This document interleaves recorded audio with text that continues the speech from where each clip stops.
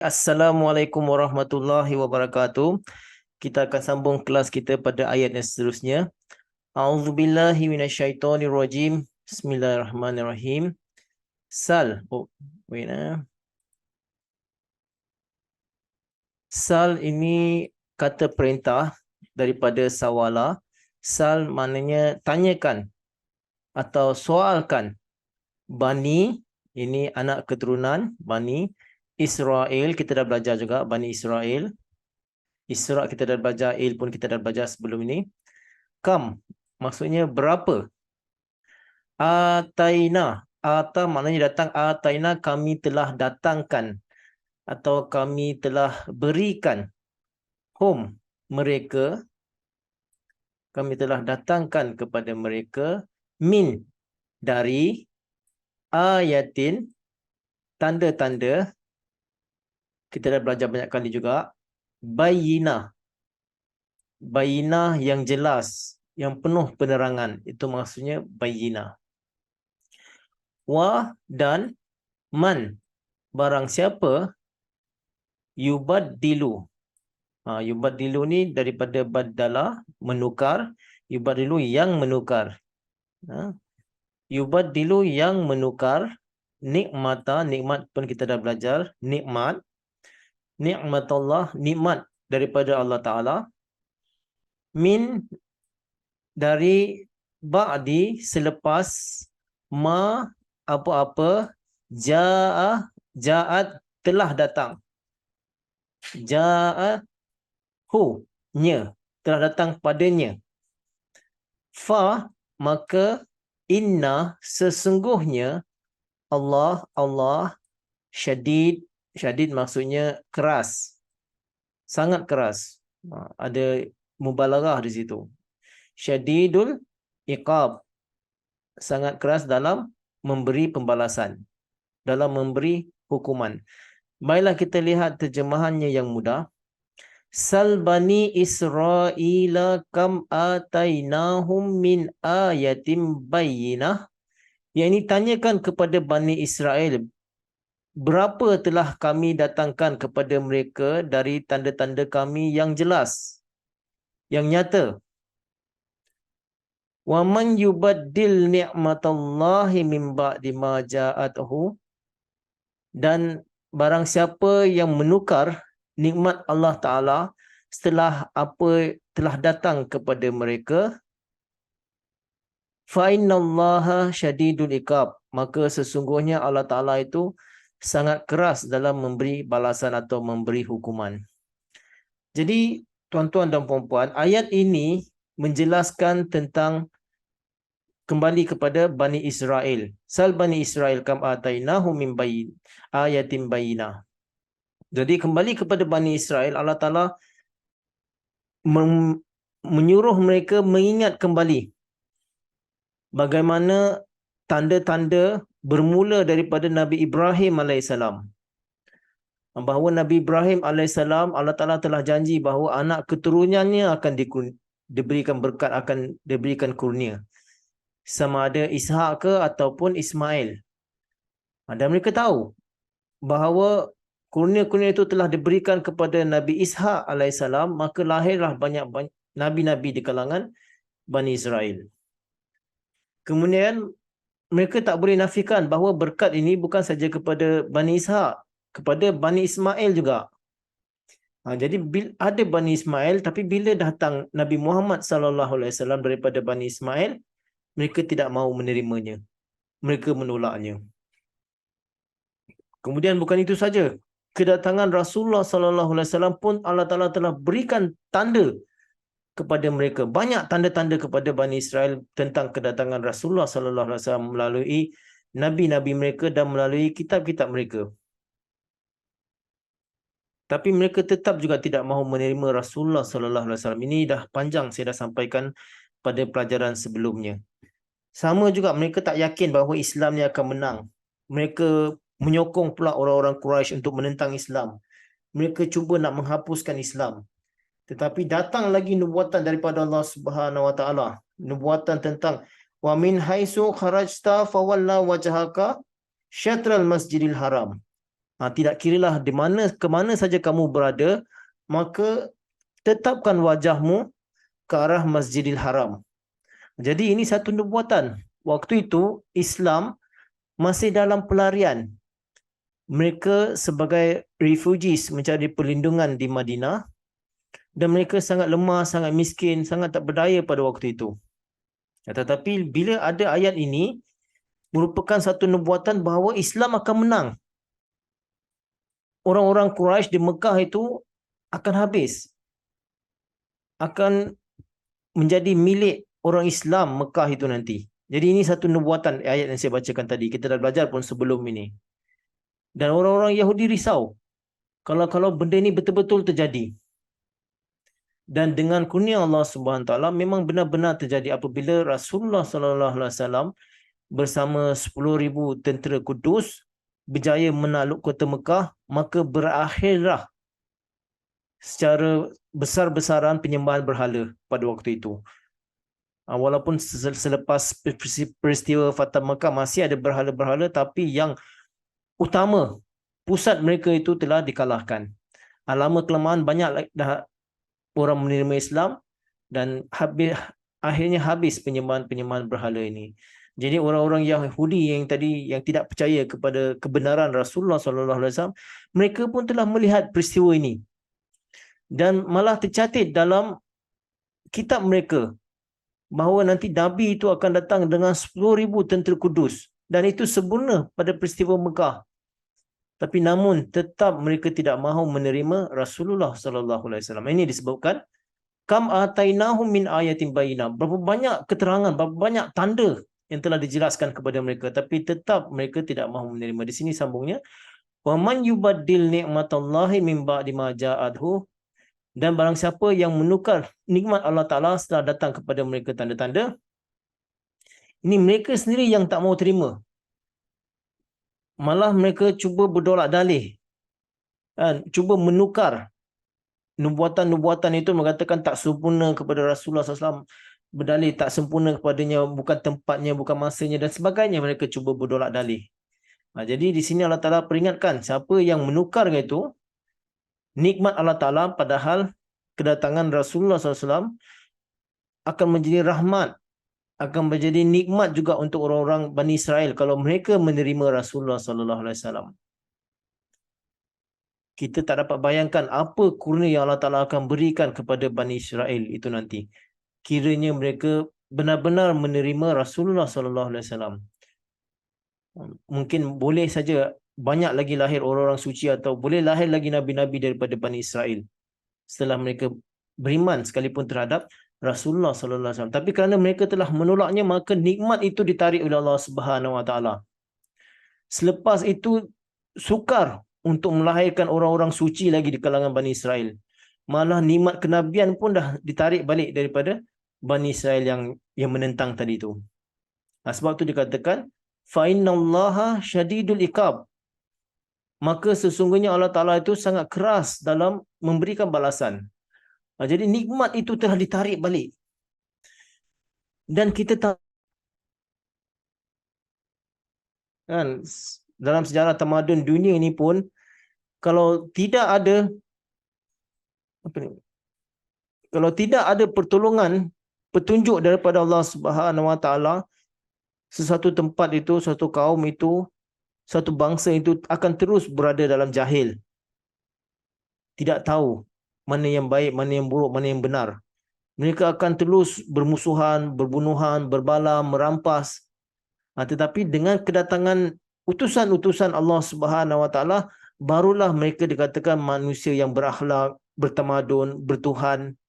Jadi ini sebenarnya nikmat yang paling utama, nikmat kenabian yang harus kita hargai. Bukan nikmat nak datangkan raja ke, nikmat nak datangkan Perdana Menteri ke, bukan. Ini nikmat yang paling besar daripada Allah SWT apabila Allah Ta'ala kirimkan orang-orang suci, utusan Allah SWT di tengah-tengah kita, yang akan membimbing kita ke arah kejayaan. Kejayaan kepada dunia dan di akhirat. Tapi kalau kita menentang itu, utusan Allah Subhanahu Wa Taala, fa innallaha syadidul iqab, maka sesungguhnya Allah Ta'ala sangat keras dalam pembalasannya. Dan kita lihat apa terjadi kepada orang-orang Yahudi setelah mereka mengingkari Rasulullah sallallahu alaihi wasallam. Akhirnya mereka berperang dengan Islam. Tadinya mereka cuba bersepakat dengan luar untuk berperang Islam. Akhirnya mereka terpaksa berhadapan pula dengan tentera Islam. Berperang dengan Islam, akhirnya mereka dibuang negeri. Halau keluar daripada Madinah. Lama-lama dah halau lagi daripada Arab. Dan harta mereka semua, tanah mereka semua diambil oleh orang-orang Islam pada waktu itu. Ini yang dikatakan syadidul iqab. Baiklah, kita sambung pada ayat seterusnya. Zuyina. Zayin maknanya indah, elok, cantik, comel. Itu maksudnya zayina. Jadi zuyina diperlihatkan. Cantik, indah, elok. Li bagi allazina orang-orang kafaru, orang-orang yang ingkar, al-hayat kehidupan, ad-dunya dunia, wa dan yaskhar. Yaskhar ini maksudnya mentertawakan, memperolokkan atau mempermainkan. Yasharuni fil mudhari jamak muzakkar. Jadi mereka mentertawakan. Siapa yang ditertawakan? Min dari kalangan allazina, orang-orang yang amanu, orang-orang yang beriman. Kemudian ada koma sini, sebenarnya berhenti di sini. Wa dan allazina, orang-orang yang attaqau, orang-orang yang bertakwa.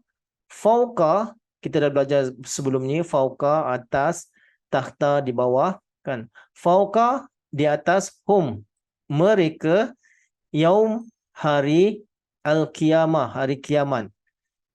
Okey. Wa dan Allah yarzuku, memberikan rezeki, menambahkan rezeki, man pada barang siapa, yasha'u dikehendakinya, bi dengan ghair, tanpa ghair maksudnya hisab kita dah belajar juga, ghair Ahmadi maknanya bukan Ahmadi, tanpa ambil. Bi ghair dengan tanpa hisab. Hisab maknanya hisab ataupun perhitungan atau kiraan. Jadi terjemahannya yang mudah, zuyyina lillazina kafaru al-hayatud dunya wa yasharuna minal ladzina amanu wal ladzina taqaw fawqahum yaumal qiyamah. Yang ini diperlihatkan kepada orang-orang yang ingkar kehidupan di dunia ini. Diperlihatkan cantik kepada mereka, orang-orang dunia ini, orang-orang kafir ini. Wa yasharuna minal ladzina amanu, dan mereka mentertawakan orang-orang yang beriman itu. Wal ladzina taqaw fawqahum yaumal qiyamah, padahal pada hari kiamat nanti orang-orang yang bertakwa itu nanti akan berada atas pada mereka. Wallahu yarzuqu may yasha'u bighairi hisab, dan sesungguhnya Allah Ta'ala itu akan memberikan rezeki kepada siapa yang dikehendakinya tanpa perhitungan. Jadi kita lihat tafsirnya yang ringkas. Zuyyina lillazina kafaru al-hayatud dunya. Jadi orang-orang yang ingkar tadi, yang sengaja tidak mahu menerima kebenaran tadi, yang tidak mahu menerima Rasulullah sallallahu alaihi wasallam tadi, kerana mereka asyik dengan dunia. Mereka dah seronok dengan dunia. Mereka selalu ada cash di tangan mereka. Mereka selalu ada duit. Mereka ada tanah. Mereka ada ternakan. Jadi mereka pandang rendah Rasulullah SAW dengan orang-orang Islam yang pelarian tadi itu. Jadi mereka pandang rendah dan mereka tak mau terima. Mana mungkin kita nak menerima orang miskin macam ni? Jadi ini digambarkan kenapa mereka tak mau tadi. Kerana mereka sombong. Mereka telah kemaruk dengan dunia ini. Mereka sangat cintakan perkara-perkara dunia ini. Sama jugalah dengan dunia hari ini. Orang-orang yang kaya inilah yang sebenarnya susah untuk menerima kebenaran. Kerana apa? Kebenaran itu pahit buat mereka. Mereka sukakan hal-hal dunia ini. Kemewahan-kemewahan dunia ini. Kan? Ambil rasuah ke, menipu ke, sebagainya. Kalau mereka beriman, kalau mereka melaksanakan pelajaran yang Islam yang sebenarnya, mereka tak boleh buat. Tak boleh ambil rasuah. Tak boleh menipu orang. Jadi belakangkan hal agama ni. Yang penting dunia ni dulu. Supaya kita boleh dapat kuasai. Ini sebabnya susah bagi mereka orang-orang yang seperti ini untuk menerima kebenaran.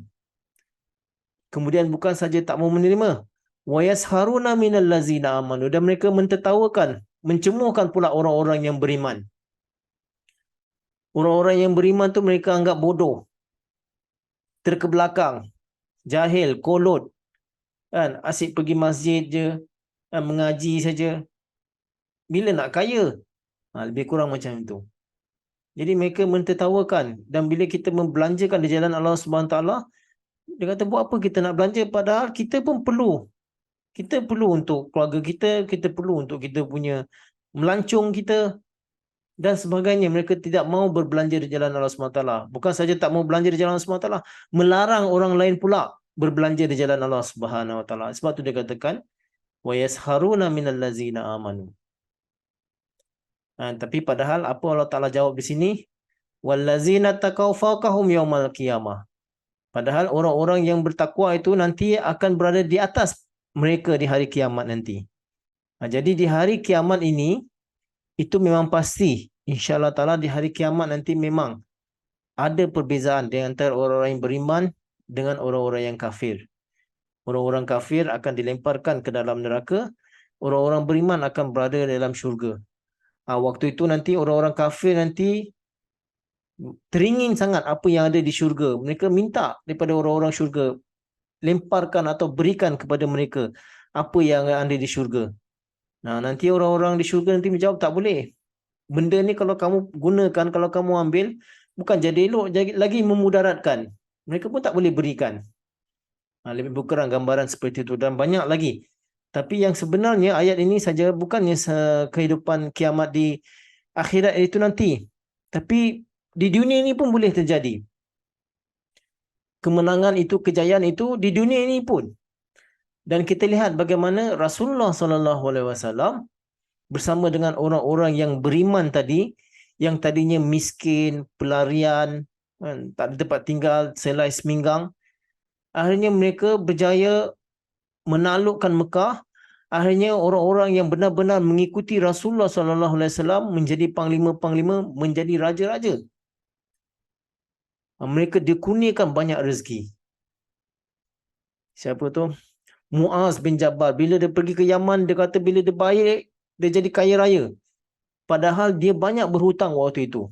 Tapi berkat dia setia berkhidmat dalam Islam, bila dia balik daripada Yaman, dia jadi kaya raya. Banyak juga sahabat-sahabat termasuk Khalid Al-Walid pun menjadi kaya raya. Jadi mereka diberikan nikmat dunia dan akhirat daripada Allah Subhanahu Wa Taala. Dunia pun mereka dapatkan, akhirat pun mereka dapatkan. Setelah mereka menjadi pemimpin, setelah mereka menjadi raja-raja, mereka tetap beriman dan mereka tetap melaksanakan pekerjaan-pekerjaan baik yang ditinggalkan oleh Rasulullah SAW. Maka itu Allah SWT sebutkan di sini, wallahu yarzuqu may yasha'u bighairi hisab. Allah Taala memberikan rezeki kepada siapa yang dikehendakinya tanpa hisab. Bila dikatakan tanpa hisab ini, itu maksudnya macam contoh kita berdagang atau kita berjual beli dengan kawan kita. Bila kita berjual dengan kawan kita, kadang-kadang kita tak kira lebih, kita tak banyak. Dia bagi, kau nak bagi berapalah. Katalah dia bagi RM50, tapi kita bagi barang nilainya lebih daripada RM50. Kerana ada persahabatan, ada persefahaman antara kita. Jadi diberikan lebih daripada nilai itu. Jadi di sini yang dimasukkan oleh Allah Subhanahu Wa Taala bighairi hisab, apabila kita berikan pengorbanan, sesuatu pengorbanan, dan Allah Taala balas lebih sebenarnya daripada apa pengorbanan yang telah kita lakukan. Itu yang dimasukkan dengan bighairi hisab. Sebab itu kalau untuk orang-orang yang kafir, dikatakan sari'ul hisab. Perhitungan yang cepat, perhitungan yang berat. Allah Ta'ala daripada Allah Ta'ala.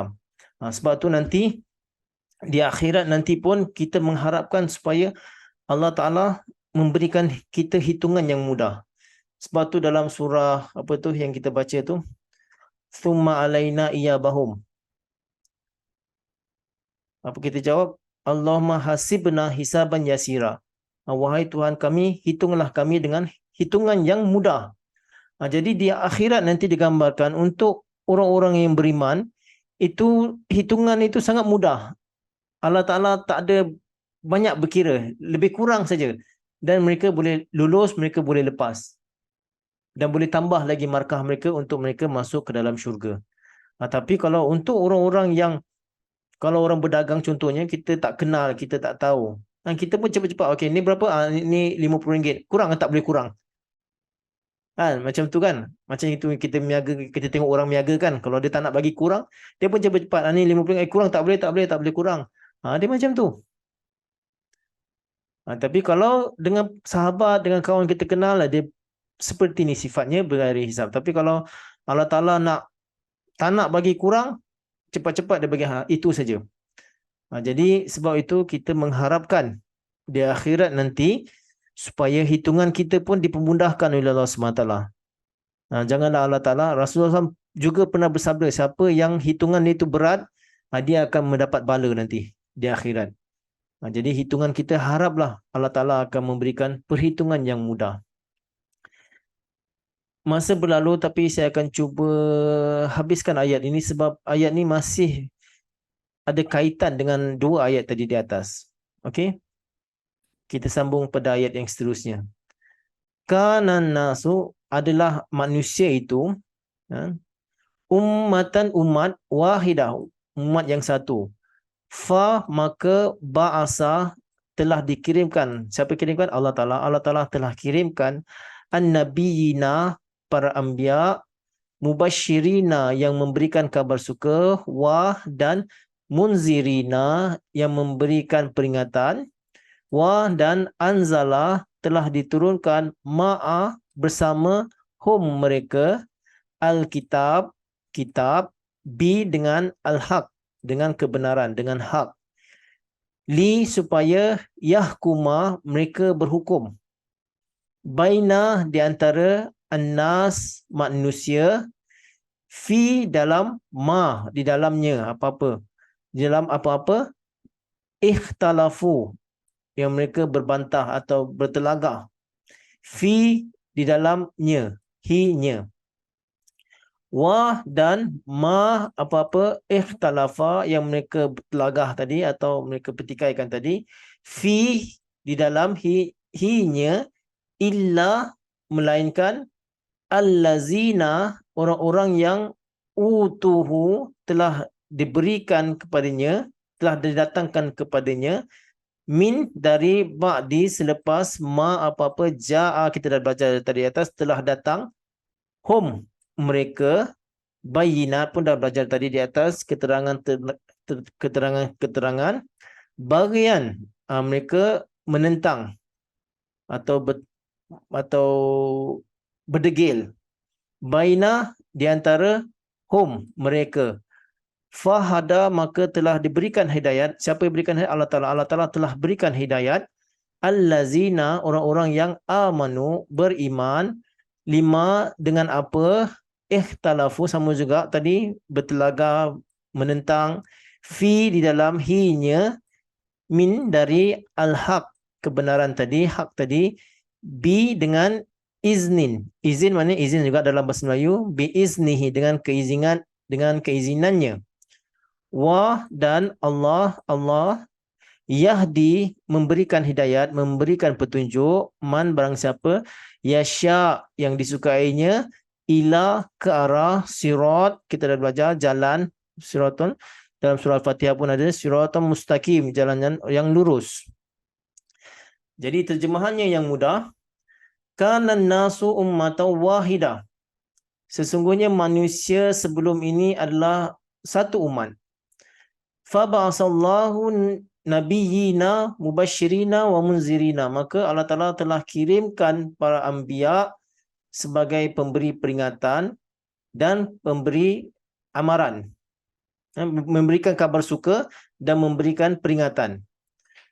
Wa anzala ma'ahumul kitaba bil haqqi, dan telah diturunkan bersama mereka kitab dengan hak, liyahkuma bainan nasi, supaya mereka berhukum di kalangan manusia, fima ikhtalafu fihi, di mana di dalamnya yang mereka bertelagah di dalamnya. Wa makhtalafa fihi, dan tidaklah mereka bertelagah di dalamnya, illa melainkan allazina utuhu min ba'di ma ja'athumul bayinat baghyan bainahum, iaitu orang-orang yang telah didatangkan kepada mereka tanda-tanda, tapi mereka memberontak atau menentang, berselisih di kalangan mereka. Fahadallahu allazina amanu, Allah Ta'ala akan memberi hidayat kepada orang-orang yang beriman, limakhtalafu fihi minal haqqi biiznihi, dengan apa yang mereka pertelagahkan tadi dengan kebenaran, dengan keizinannya. Wallahu yahdi may yasha'u ila siratal mustaqim, dan sesungguhnya Allah Ta'ala itu memberi petunjuk kepada siapa yang dikehendakinya ke arah jalan yang lurus. Jadi di sini ada orang pertikaikan, orang katakan kana nasu ummatan wahidah, bahawa manusia itu pada asalnya baik, jadi dengan kedatangan Nabi itu mereka menjadi bertelagah. Sebenarnya tidak. Sebenarnya ada juga orang yang berpendapat bahawa keadaan manusia itu sebelumnya buruk, dengan kedatangan Nabi itu barulah apa yang mereka pertelagahkan sebelum itu diperbetulkan oleh Nabi yang datang. Jadi menurut Hazrat Khalifatul Masih Sani Mirza Bashiruddin Mahmud Ahmad rahimahullah ta'ala, beliau mengatakan, pada pendapat saya, Ummatun Wahidah ini lebih kepada benda yang buruk. Manusia itu betul-betul dalam pertelagahan perkara-perkara yang buruk. Lalu buktinya, dalilnya, kerana Allah Ta'ala di sini, فَبَعْصَهُ نَبِينَ مُبَشِّرِينَ وَمُنْزِرِينَ, Allah Ta'ala mengirimkan para nabinya untuk memberikan kabar suka dan untuk memberi peringatan. Jadi dikirimkan nabi-nabi untuk memberikan mereka kabar suka. Kalau mereka buat baik, mereka akan mendapat ganjaran. Kalau mereka membuat keburukan, mereka akan mendapat balasan di sisi Allah Subhanahu Wa Ta'ala. Ini dimasukkan tadi, bahawa manusia itu memang ada berlaku keburukan. Kemudian dalil yang kedua, liyahkuma bainan nasi fi makhtalafu fihi, supaya dia berhukum di kalangan manusia terhadap apa yang mereka telah pertelagahkan. Jadi sebenarnya ayat ini lebih kepada bahawa keadaan manusia itu memang bertelagah sebelum kedatangan Nabi lagi. Bukan dengan kedatangan Nabi mereka jadi lebih berpecah. Tidak. Sebenarnya sebelum itu mereka dah berlaku keburukan di kalangan mereka. Maka Allah Subhanahu Wa Taala kirimkan nabi-nabi untuk memperbetulkan keadaan, untuk menciptakan islah, maka akan terjadilah keamanan. Maka itu dia katakan, faba'asallahu nabiyyina mubashirina wa munzirina. Okey. Kemudian wa anzala ma'humul kitab, dan telah diturunkan kepada mereka Alkitab. Jadi di sini bukanlah maksud semua nabi-nabi itu didatangkan dengan kitab. Tapi hanya nabi-nabi yang tertentu didatangkan dengan kitab syariat, dan nabi yang lain itu mengikuti syariat itu. Sebagaimana kita lihat kepada Nabi Musa AS, dia adalah nabi yang membawa syariat dan membawakan syariat Taurat. Kemudian selepas Nabi Musa AS lahir banyak nabi, dan mereka semua berhukum daripada kitab Taurat. Sama juga di kalangan, ada juga dikatakan dalam Al-Quran, orang-orang yang beriman itu mereka didatangkan kepada mereka kitab. Maksudnya bukanlah orang beriman itu dapat kitab. Kitab diturunkan kepada Nabi Muhammad sallallahu alaihi wasallam. Tetapi mereka berhukum kepada kitab tadi. Jadi dengan berhukum kepada kitab tadi tu, awal tadi tu mereka memang tidak tahu. Kedua, apabila dah ada kitab, mereka berhukum pada kitab itu. Jadi mereka mencari kebenaran berdasarkan kitab yang diturunkan oleh Allah Subhanahu Wa Taala. Jadi mana yang salah mereka perbetulkan. Mana yang sebelum itu mereka telagahkan, mereka perbetulkan. Jadi mana yang tak sesuai, mereka cari penyelesaiannya. Jadi dengan adanya kitab pun bukannya kata dah terima semua, tapi tetap juga ada perbelahan-perbelahan. Lalu mereka terus bertanya kepada Rasulullah sallallahu alaihi wasallam. Maka itu sebab itu dikatakan di sini liyahkuma, supaya mereka berhukum. Di sini ada satu yang tersembunyi. liyahkuma sebenarnya mereka berhukum dengan siapa? Ada satu zamir dekat sini. Berhukum dengan perintah Allah Subhanahu Wa Taala atau berhukum dengan perintah atau nasihat daripada Rasulullah Sallallahu Alaihi Wasallam atau berhukum daripada apa yang mereka dapatkan di dalam Al-Quran Karim. Sebenarnya ada yang tersembunyi di sini, sama ada mereka berhukum berdasarkan firman Allah SWT atau nasihat daripada Rasulullah SAW atau berdasarkan kitab terhadap apa yang mereka pertelagahkan. Wa makhtalafu fihi ilal ladzina utuhu min ba'di ma ja'atuhumul bayyinat. Jadi di sini pula yang ketiga, kemudian kalau katalah kalau penjelasan itu dah ada sebelum mereka bertelagah, kemudian dah ada penjelasan, dah ada bukti. Tapi kalau mereka tetap saja masih bertelagah, itu dah lain lagi. Itu untuk orang-orang yang memberontak, yang menentang, memang sengaja menentang. Padahal bukti dah ada, dalil dah sebutkan, tapi dia sengaja menentang. Itu mereka tidak akan dapat hidayat. Contohnya macam satu kes orang yang sakit. Bila ramai orang sakit, kita sediakan, kita provide ubat-ubatan kepada mereka. Itu dah ada. Kemudian masalah yang kedua, orang yang sakit tadi, bila disediakan ubat-ubatan tadi, tapi mereka tidak mahu makan ubat-ubat itu. Ini yang ketiga, ni yang lain lagi. Bila dah ada ubat tak nak makan. Jadi bila dah ada Quran, dah ada petunjuk, mereka tidak mau makan. Mereka ambil benda-benda yang lain. Mereka ambil pendapat-pendapat yang lain. Ini dikatakan baghyan bainahum. Jadi mereka tak dapat petunjuk. Jadi siapa yang dapat petunjuk? Di sini Allah Ta'ala tunjukkan fahadallahu allazina amanu limakhtalafu fihi minal haqqi biizni. Jadi orang-orang yang benar-benar beriman, mereka yang akan mendapat petunjuk daripada Al-Quran tadi, daripada nasihat Allah SWT, daripada sabda Rasulullah SAW. Mereka yang mudah akan mendapat petunjuk daripada apa yang mereka pertelagahkan berdasarkan kebenaran dan keizinan daripada Allah SWT.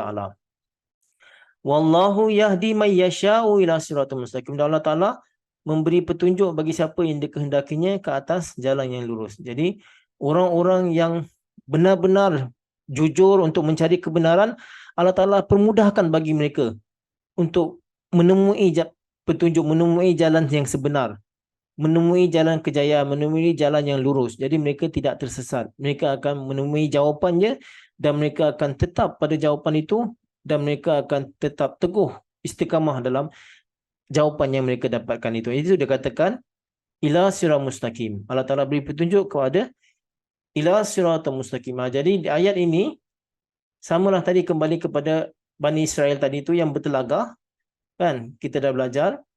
Jadi mereka, apa yang mereka pertentangkan itu sebenarnya dah ada jawapannya. Tapi bila dah ada jawapannya juga, mereka masih tetap menentang. Kalau mereka menentang, mereka akan digolong dalam pemberontak, orang-orang yang pengkhianat, tidak mahu menerima kebenaran. Tetapi siapa yang mengikut Rasulullah SAW, walaupun mereka dulu tak beragama ke, ataupun mereka dulu penyembah berhala ke, atau pembunuh ke, perompak ke, tapi kalau mereka benar-benar beriman, masuk Islam dengan benar dan mengikut petunjuk daripada Al-Quran dan daripada Rasulullah SAW, maka mereka akan mendapat petunjuk daripada Allah Subhanahu Wa Taala, dan Allah Ta'ala juga akan mempermudahkan mereka ke arah siratal mustaqim, kepada jalan yang lurus. Mereka akan boleh mudah faham. Jadi mereka boleh mudah menerima. Tapi kalau orang yang menentang, memang kita bagi dalil banyak mana pun memang susah untuk dia menerimanya. Jadi tuan-tuan dan puan-puan, untuk kelas kita pada hari ini, 3 ayat ini agak panjang juga. Namun kalau ada siapa yang ingin tanyakan soalan nanti, masih yang kurang jelas, boleh tanyakan. Saya sudahi kelas kita pada hari ini dengan wabillahi taufiq wal hidayah. Assalamualaikum warahmatullahi wabarakatuh.